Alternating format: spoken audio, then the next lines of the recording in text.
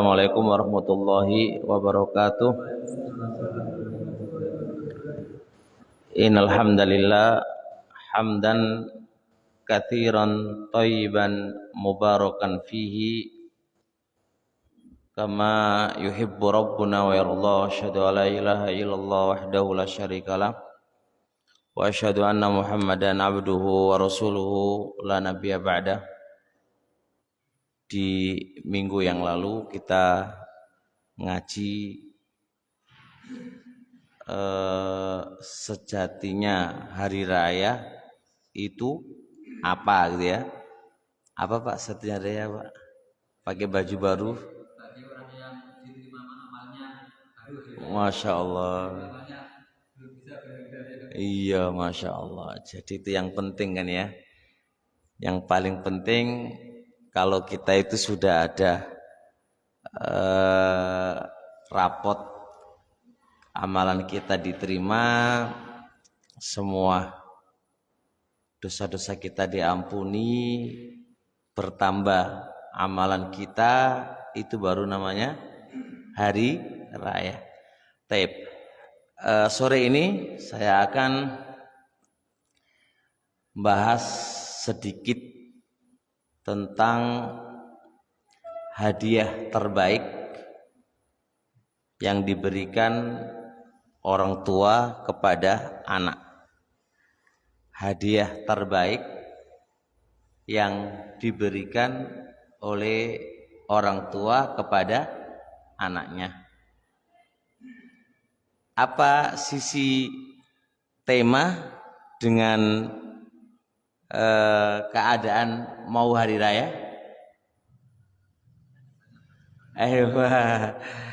Hadiah terbaik biasanya wong tua iku iso nukokno baju anyar, sandal anyar, sepeda motor anyar. Pemane Pak? Baju hari raya nggih. Dengan bahasa inilah hadiah orang tua untuk si anak. Kan ngoten nggih. Nah, sekarang pertanyaannya, hadiah apakah yang terbaik yang bisa diberikan orang tua kepada anaknya? Jelas nggih? Baik. Kita akan kaji buku judulnya Mafatihu Tadabburil Qur'ani wan Najahi fil Hayati, karya Dr. Khalid bin Abdul Karim Al-Lahim. Saya dapat ini ketika saya kunjung di Jamiah Islamiyah di Fakultas Tafsir. Ada beberapa kenalan di sana. Di akhir pembahasan, ini Pak penting, di akhir pembahasan itu dikasih judul hadiah terbaik,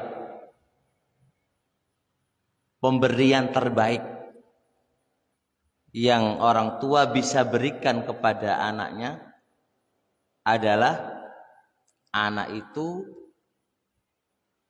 bisa paham mentadaburi Al-Quran, dan itu diajarkan sejak kecil.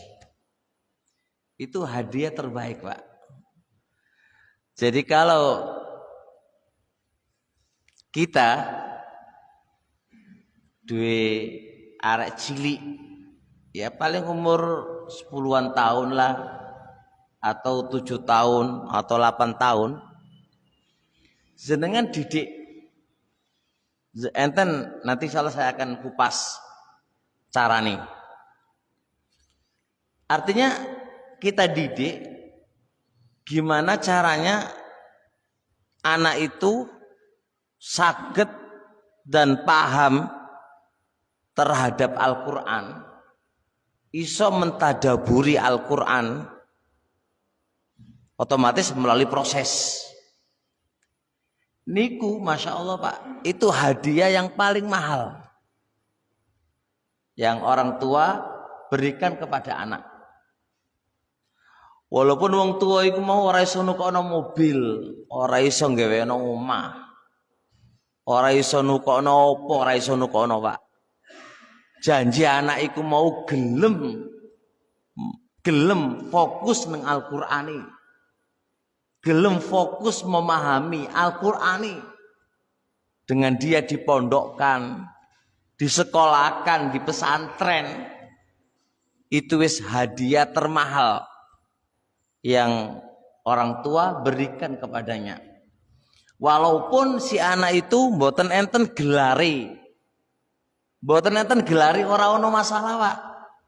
Yang penting arek iku mau saged paham terhadap Al-Qur'an niku wis hadiah termahal. Masya Allah. Niki judulnya kaji kita. Paham judul nggih? Jadi kita sebagai anak, jangan pahami kita sebagai anak.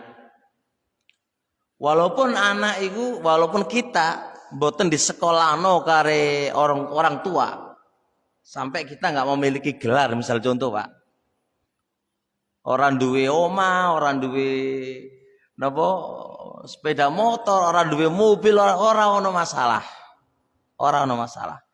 Selama wong tua niku mau memondokkan kita, menyekolahkan kita di pesantren dan dipahamkan terhadap Al-Qur'an. Niku wis luar biasa dan itu hadiah terbaik. Pun jelas ya ini judul ini. Karena apa? Ini judul dulu tema tak kasih karena apa? Apa yang menjadikan ini terbaik, Pak? Di Al-Qur'an niku sebenarnya benteng. Ada fitnah, ada syubhat, ada apa saja. Ya, apa saja. Niku kalau cekelane iku mau Al-Qur'an akan selamat. Jadi sebenarnya orang tua itu ngasih pondasi yang paling kuat supaya anak itu tidak terpleset salah. Ketika di masa fitnah, misal contoh, sampai dalam kondisi paceklik, misal contoh, orang duwe opo-opo, misal contoh, Pak, paceklik wis. Maka dengan paceklik yang menimpa kepada dia, selama pegangannya itu mau Al-Qur'an yang dia pahami dan yang dia pelajari, insya Allah mboten belok kemana-mana. Walaupun dia nggak mangan, nggak ngombe, walaupun apa, tetap komitmen kali syariati. Soalnya apa? Pegangannya Al-Qur'an. Cuma orang tua ketika ngasih semisal ini dianggap remeh oleh anak, nggak dianggap oleh anak sama sekali. Anak mengatakan, iki opo, iki wong tuaku ora nyekolano aku, wong tuaku ora ngekei duit aku, wong tua serus kata-kata yang tidak sepantasnya diberikan oleh seorang anak kepada kedua orang tuanya. Kalau anak itu sadar apa yang telah diberikan oleh orang tua kepadanya, maka dia akan acungkan jempol untuk orang tuanya. Bisa dipahami nggih? Ini poin penting yang harus diperhatikan. Jadi ketika Anda sakit, orang kalau sakit, Pak, sakit nemen wis digawa nang rumah sakit ora waras-waras, digawa mrene ora waras-waras. Ada orang usul gawa nang dukun. Digawa nang dukun, Pak, kenapa? Karena dia gak punya pegangan Al-Qur'an itu mau. Dia megang duit umat, duit masjid. Dia lagi butuh duit, misalnya contoh, butuh duit. Dia lagi butuh duit nih. Masjid dia pegang duitnya. Terus utang kemana-mana nggak boleh. Dia punya pedoman Al-Quran enggak. Saya nggak bakal pakai uang masjid, walaupun akadnya utang. Saat yang demikian itu pun dia punya pegangan Al-Quran. Nggak ngawur, Pak. Nggak ngawur. Dia nggak bisa, dia nggak akan jatuh dalam sebuah larangan-larangan yang Allah larang, soalnya pegangannya apa? Al-Quran. Pun jelas gak? Nah, sekarang ada 5 kunci, ada 10 kunci. 10 kunci carane anak-anak itu supaya bisa paham Al-Quran itu piye carane. Ini membutuhkan proses, 10 proses. Membutuhkan apa? 10 proses, Pak. 10 proses. Dan insya Allah kami akan ringkas di sebuah buku khusus insya Allah. Jadi saya lagi nulis buku tentang benang merah perselisihan antara Ahlussunnah ini. Benang merah ya apa gitu. Lagi selesai. Insya Allah kita akan nulis ini 10 kunci 10 kunci carane iso paham Al-Quran. Dan ini harus ditanamkan ke anak-anak kita dan ke anak didik kita. Sebab apa? Kalau tanpa melalui 10 proses ini, 10 kunci ini, anak tidak bakal gelem memahami Al-Quran. Jangankan memahami, moco wae ora bakal mau gelem moco. Ora bakal gelem moco. Nah, ini yang harus dipahami. Baik. Yang pertama, ini cara kunci yang pertama, Pak. Kunci yang pertama adalah pahamkan kepada anak tujuan moco Al-Quran itu apa. Itu dulu. Banyak dari kita moco Al-Quran, kalau ditanya, apa tujuan Anda moco Al-Quran? Jawabannya apa? Ngono kan? Nah itu tujuan itu yang akan menjadi motivasi Anda untuk semangat moco Al-Quran dan mau mentadaburi Al-Quran. Setelah Anda ngerti tujuannya. Kalau nggak ngerti tujuannya Pak repot. Kayak saya nanya jenengan, apa tujuan Anda menikah?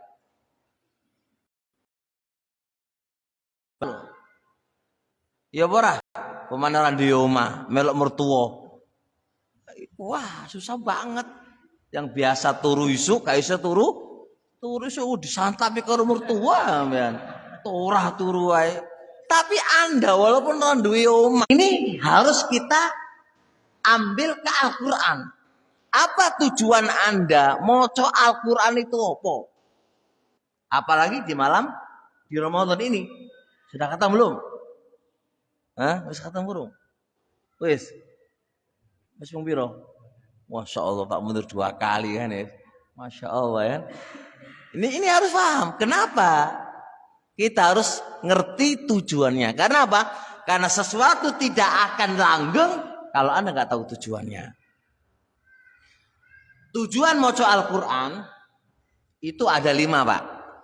Yang paling roisi, yang paling penting ono 5. Yang pertama adalah tujuanku maca Al-Quran adalah pengen ilmu. Karena Al-Quran itu gudangi ilmu.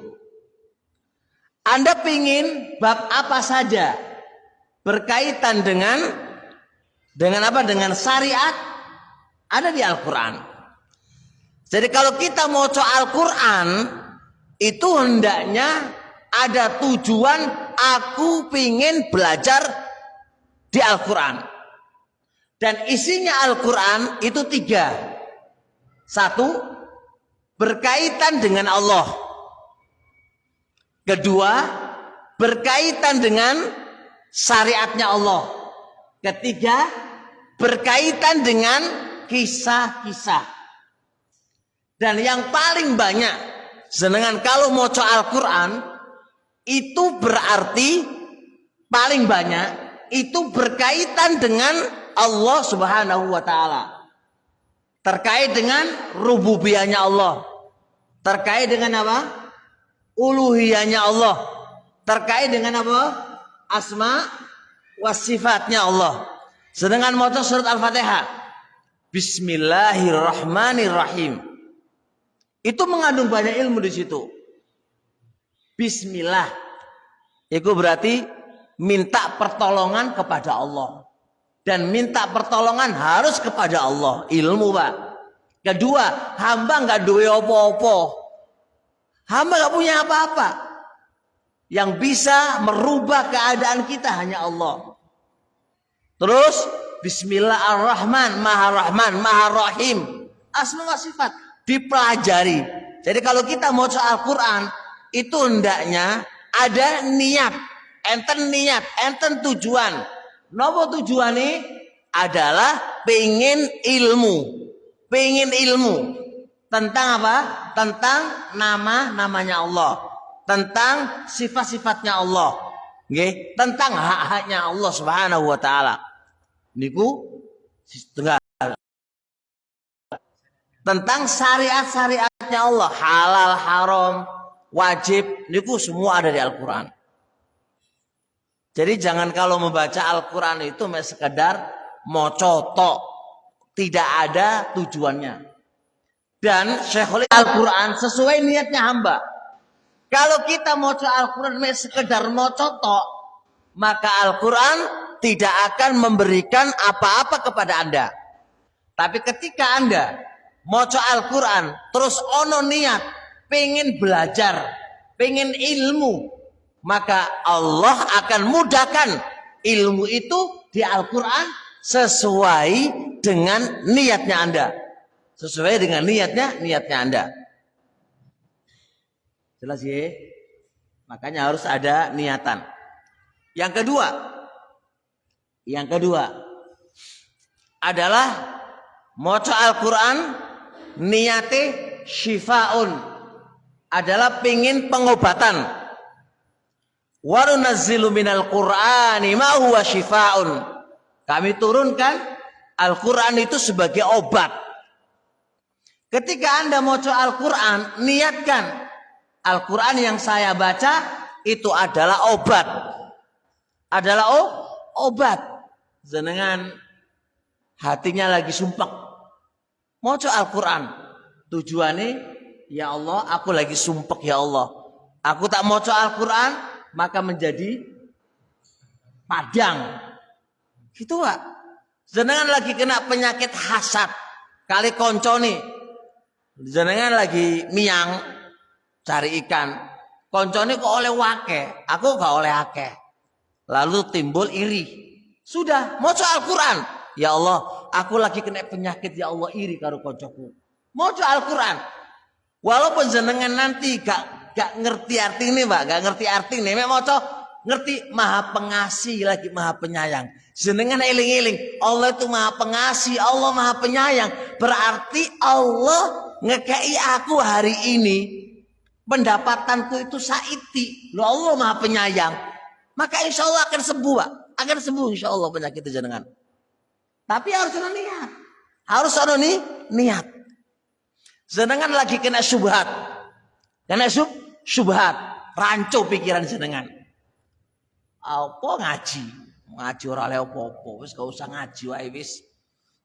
Wis terus apa? Kowe nak turu wae wis ora usah ngaji.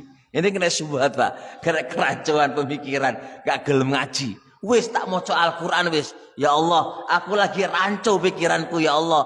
Aku malas ngaji ya Allah. Maca Al-Qur'an. Obati ono Al-Qur'an. Jenengan malas ibadah.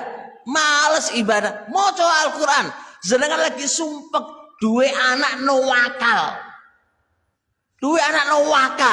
Duwe bojo ora patuh. Bener? Duwe bojo ora patuh, Pak wis. Maca Al-Qur'an. Jaluk nang Allah ya Allah. Aku duwe masalah iki ya Allah. Aku maca Al-Qur'an ya Allah. Aku pengen obatku supaya lapang dadaku ya Allah. Jaluk Al-Qur'an, Pak. Ini motivasi. Kalau kita mau Al-Quran orang di tujuan, saya yakin nggak semangat mau Al-Quran. Okay. Wasilah. Terus yang nomor 3. Tujuannya mau Al-Quran itu niatkan. Ini lagi munajat dengan Allah Subhanahu wa Ta'ala. Ngertos munajat ya? Munajat itu. Munajat itu apa? Saling. Al-Quran itu adalah kalamullah. Maka niatkan Anda ketika mau Al-Quran itu adalah dalam rangka Anda ingin berbicara, berdialog dengan Allah Subhanahu wa Ta'ala. Oleh karenanya ada sebagian athar berkata, Imam Ahmad pernah ditanya, mata unaji rabbah, kapan aku iso bermunajat kepada Rabbku? Kapan aku bisa bermunajat, berdialog, bercakap-cakap dengan Rabbku? Apa kata Imam Ahmad? Fi sholah, ketika sholat. Wahina qiraatil Quran. Dan ketika Anda itu moco Al-Quran. Oleh karenanya Al-Imamu An-Nawawi rahimahullahu ta'ala di dalam kitab Adab Hamalatil Quran, adab-adab membawa Al-Quran, adab-adab menghafal Al-Quran. Ketika kita membaca Al-Quran, kenapa harus pakaiannya rapi? Harus wudhu dulu. Harus sikatan dulu. Karena apa? Karena Anda ini lagi bermunajat dengan Allah Subhanahu wa Ta'ala. Pantaskah kita mau bicara sama Pak Presiden terus gak gawa klambi? Pantas apa ora? Pantas gak kalau kita mau ngobrol sama Pak Yai terus gak pakai kopiah, gak pakai klambi, mek kato anto? Pantas apa mboten? Mboten pantas. Pantas gak kita mau ngobrol sama Pak Yai, Pak Kiai, Pak Presiden, gudale, ngerti gudale ora? Gudale niku apa? Penuh. Ora pantas. Ora pantas, Pak. Ora pantas. Pahami, ini lagi kita bicara dengan Allah Subhanahu wa Ta'ala. Oleh karenanya Imam Al-Marwazi di dalam beberapa kitab beliau menyebutkan dari beberapa athar. Sebagian para salaf itu sejak dia baca Al-Quran itu nggak mau makan bawang putih, bawang merah, bawang godong, nggak mau, Pak. Karena apa? Bawang putih, bawang merah, bawang godong yang masih mentah itu bau. Dan ketika dia baca Al-Quran nggak mau dari mulutnya itu keluar yang bau, nggak mau, Pak. Karena apa? Karena yang saya baca adalah kalamullah, ucapannya Allah Subhanahu wa Ta'ala. Begitu. Oleh karenanya kalau kita baca Al-Quran, niatkan kita lagi munajat dengan Allah, berbicara dengan Allah, berdiskusi dengan Allah Subhanahu wa Ta'ala. Jadi kalau kita baca Alhamdulillahi Rabbil Alamin, itu kita bukan sekedar baca. Bayangkan Allah itu di depan kita dan mengajak bicara dengan kita. Makanya harus benar-benar ala hay'a kamila. Ketika kita mau Al-Quran, kondisikan kita itu dengan kondisi wa ta'ala. Kita yang ngaji salafi ini, Ahlussunnah wal Jamaah ini tidak open berkaitan dengan ini. Tapi sebagian teman kita di seberang sana, Masya Allah open banget ini. Dan itu bukan sebuah kasa, itu yang bagus itu. Kita beralasan orang dalile orang dalile. Ya iya orang dalile kan. Akan tetapi itu adalah sebuah adab yang harus kita pahami, yang harus kita perhatikan. Jelas ya? Ya. Tadi 3 tadi kan munajat ya. Yang nomor 4, niatkan ketika kita baca Al-Quran itu adalah mencari pahalanya Allah. Mencari pahalanya Allah. Jadi Anda baca Quran jangan sekedar mocong, enggak. Tapi aku moco Al-Quran itu tujuannya adalah aku pengen dapat pahala. Ma'ruf hadis Abdullah bin Mas'ud radhiyallahu taala anhu. Beliau mengatakan man qara'a harfan min kitabillahi falahu asru hasanatin. Barang siapa yang membaca satu huruf dari Al-Quran maka dilipatkan menjadi 10. Fala aqulu alif lam mim harfun. Saya enggak mengatakan alif lam mim itu satu huruf, enggak. Bal aqul alifun harfun, alif satu huruf. Lamun satu huruf, mimun satu huruf. Jadi kalau kita mau coba alif lam mim berarti biro 30 kebaikan. Enak ora? Makanya kalau kita ada semangat insya Allah soalnya kita pingin dapat pahala gitu loh. Anda kalau waduh konco kok sedekone akeh cah duwite akeh sedekah awan dhewe kok ora duwe sedekah wis enggak usah susah-susah jukun Quran dan maca Al-Quran.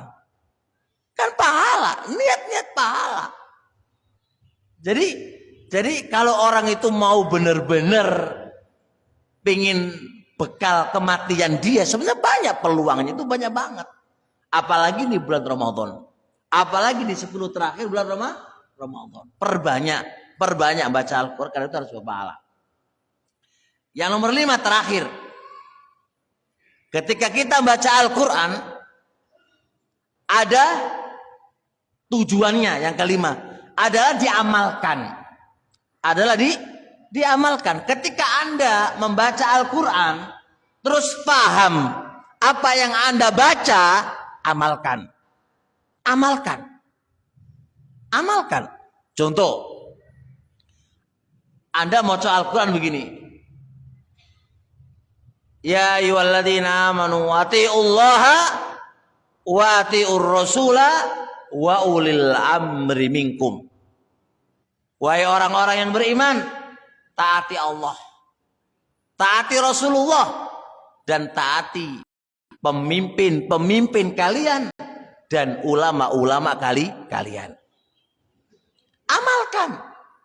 Antum ngerti artinya amalkan. Oh berarti Allah itu ditaati. Rasulullah itu ditaati. Amalkan ikhwan. Pemimpin itu ditaati. Sallallahu alaihi wasallam. Rasulullah itu ono jenggote ora? Ono jenggote. Taati. Rasulullah memerintahkan untuk memelihara jenggot. Jadi gak usah aneh-aneh jenengan. Ketika Anda mau baca Al-Quran, ternyata ada bunyinya taati Rasulullah. In tuti'uhu tahtadu. Jikalau kamu itu mentaati Rasul, kamu akan mendapatkan hidayah. Jikalau engkau mentaati Rasul, kamu itu akan sukses dunia kamu dan akhirat kamu. Diamalkan. Oh berarti apa wae sing jenenge perintahe Rasul, apa wae kelakuane Rasul, berarti aku tak nyuntuh supaya apa? Dapat hidayah dan supaya saya dapat keselamatan dunia dan akhirat kita. Diamalkan ya kawan. Jadi ojo kok mek moco sekedar moco sampai elek bos. Tapi ora ono faedah. Soalnya kita mek moco gak ono tujuane. Makanya Bapak Ibu yang dirahmati Allah Subhanahu wa taala. Bagaimana kita bisa cinta kepada Al-Qur'an kalau kita nggak iso ngamal Al-Qur'an? Kan ngono toh. Ini baru poin 1 loh Pak Iwa. Ini baru poin 1 loh. Jadi kalau kita ada anak-anak kita ini Pak, anak-anak kita dudukkan, nak. Ini Pak, nak. Hadiah orang tua kepada Anda itu ini loh nak, yang terbaik. Sampaikan Pak. Anda kalau mau baca Al-Quran itu nah ini loh nak, tujuannya. Ini tujuannya ini siji, loro, telu. Disampaikan Pak ke anak-anak kita. Ojo kok jadi orang tua meneng gitu. Oh jangan. Sampaikan ke anak-anak kita. Dudukkan anak-anak kita tuh kongkon jongok Pak, kon ringekno. Poin pertama tujuan ini nak, loro, telu, papat. Gitu kalau enggak bawa ke pesantren biar tugasnya apa? Ustadz pesantren. Orang tuanya nyantai Pak ya, nyantai, nyantai gitu kan. Gitu, udah gitu sih. Dudukan supaya dipahami ini.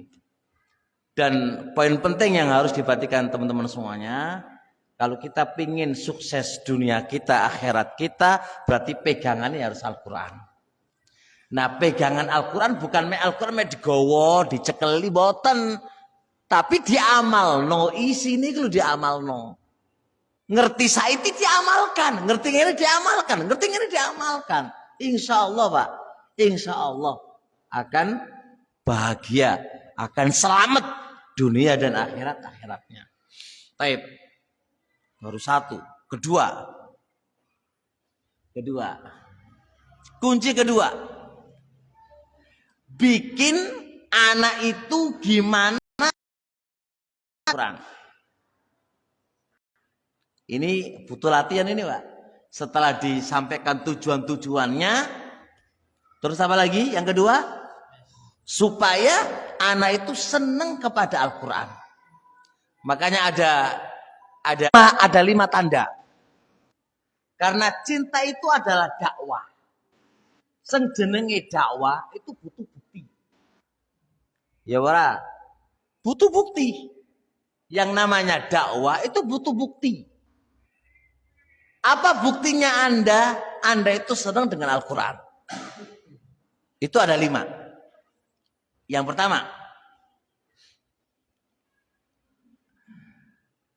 pertama adalah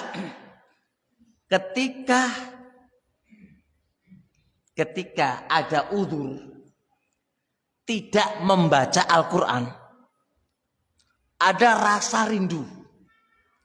Ada rasa rindu. Nah awak dewek Pak, saulan lho Pak, nggak maca Al-Quran. Biasa wae. Itu berarti apa? Dakwah kamu cinta kepada Al-Quran itu mboten tepak. Bukti kalau itu cinta, pasti ada rasa kangen. Pengen ketemu, pengen moco, dan seterusnya. Sebagaimana istri, suami istri. Itu kalau ada rasa kangen, itu berarti ono cintai. Senggatek wis ora ono rasa kangen, Pak. Berarti cinta iku hilang. Nah, sama takoni bojo-bojo sama nih. Sama sih kangen enggak sama bojo sampean? Yakin. Ngono mboten ya wis hilang. Kan ada suami ya wis ya ora kangen, ora kangen blas. Waktu ini mulai gak mulai ya saenake lah ora kangen. Iku berarti cinta iku hilang lah. Cinta hilang. Tanda yang kedua. Ketika Anda membaca Al-Quran, Anda tahan lama. Mocone suwe ku Anda tahan, nggak ngantuk dan nggak jenuh. Kalau sampai mocone Quran 5 menit wis ngantuk, itu dipertanyakan cinta kamu kepada Al-Quran. Buktikan antara main game sama Al-Quran. Ayo, game berapa kuatnya? Berapa jam Anda kuat lihat game? Hah? 2 hari kuat? Ya Allah. Orang ngantuk Mas. Rong dino kuat delok game Pak. Apalagi game online. Asik banget gitu kan. Sampai lupa makan, lupa minum, lupa bojo bareng Pak ya. Kuat Pak, Masya Allah. Apa itu? Itu bukti bahwasannya dia itu cinta banget kepada Al-Quran. Cinta banget kepada game. Giliran moco Al-Quran, 5 menit. Wis alas-alasan. Wis ngene. Wis ngene. Lah kayak 5 menit lho Pak, wis ngene. Main game lupa fokus. Nemu Al-Quran wis ngene. Iku berarti cinta kawan sarokaat sajus. Kira-kira pindah masjid ya. Yakin itu. Pindah masjid.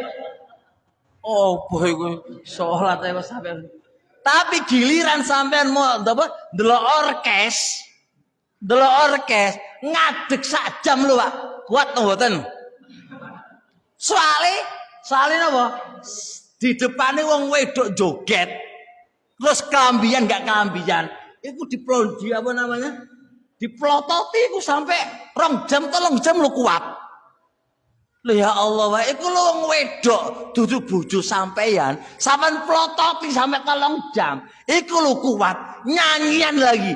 Itu adalah serulingnya syaitan. Iki lho kalamullah, ucapane Allah Subhanahu wa taala yang ngasih kita makan hidup. Mau seorang kuat sampai 1 jam, mau seorang kuat. Berarti masalah kan? Berarti cinta kamu kalau kan dipertanyakan itu. Ayo sekarang kita untuk bukti pembuktian, Mbak. Wis ora usum saiki dakwah iku ora usum. Ngaku-ngaku ora usum saiki. Saiki bukti mundi kalau Anda itu cinta kepada Al-Qur'an. Nah, ini harus dilatih anak-anak kita ini bicara cinta. Makanya cinta ini akan terwujud kalau Anda pahamkan tujuan-tujuan baca Al-Qur'an. Tujuannya apa dulu? Tujuannya ngene-ngene, insya Allah akan ada rasa cinta. Kalau sudah cinta, Pak, kalau sudah cinta, insya Allah apapun keadaannya pasti dia akan berupaya. Apapun keadaannya pasti berupaya. Saya contoh. Saya lho, Pak, seneng HP lho, Pak. Seneng HP. Terus ora ono pulsae lho, Pak. Ora ono pulsae. Walaupun ora ono pulsae, Pak, karena seneng HP, Pak angkate main game. Wae udan. Sama tetap ngeluyur di warung kopi. Ndelek apa? Wifi gratis. Walaupun udan. Kenapa itu Anda lakukan? Karena cinta, Pak. Cinta itu mengalahkan segala-galanya. Mengalahkan segala-galanya. Karena cinta. Nah terus cintain dari Al-Quran Pak Sapiro. Jari cinta. Cinta opo ngono ki? Cinta opo? Cita-cita bujuan, Pak ya. Cita-cita bujuan itu. Makanya orang tua, ini tugasnya orang tua. Anda kan pengen ngasih hadiah terbaik kan untuk anak-anak kita. Maka bikin anak itu bicaranya sewenang karo Al-Quran. Sewenang Al-Quran. Dan membikin anak itu seneng, jangan dipukulin, Pak, kalau nggak mau baca. Salah banget. Katanya gak mau cetak gubuk ikon. Iku orang bakal seneng Pak anak itu, Pak. Bukan orang ngono carane ngajari. Ya antum bicarane lah, pokoknya jangan digubuki lah itu. Mau dikei cerita piye, itu butuh itu. Orang kok digebuki malah. Tep. Ketiga. Bukti Anda itu cinta kepadanya. Sebagaimana seorang murid kepada gurunya. Murid bilang, aku seneng karo ustadku. Yang namanya seneng berarti apa? Mematuhi apa yang menjadi perintahnya dan menjauhi apa yang dilarangannya. Ketika kita mendakwakan seneng karo kades, kepala desa, senenge pol, konsekuensi jenengan seneng karo kades, itu berarti apa? Apa yang menjadi aturane, programnya kades jenengan ikuti. Jenengan kate seneng kare takmir masjid Al-Fajri.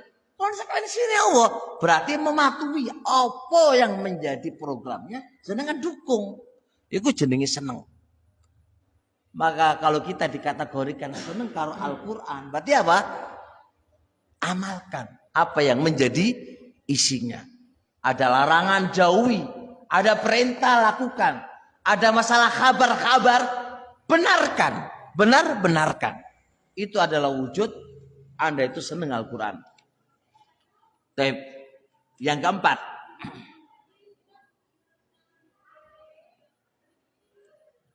al-farahu biliqa'i. Seneng kalau ketemu dengan Al-Quran. Seneng, Pak. Ini ada orang, saya nanya saya jenengan nih. Melendi ngaji nggawa HP, lo nggawa Al-Quran. Jenengan kemana-mana, Pak, ke Surabaya mau safar, Yang digawa itu HP apa Al-Quran? Kenapa kok HP?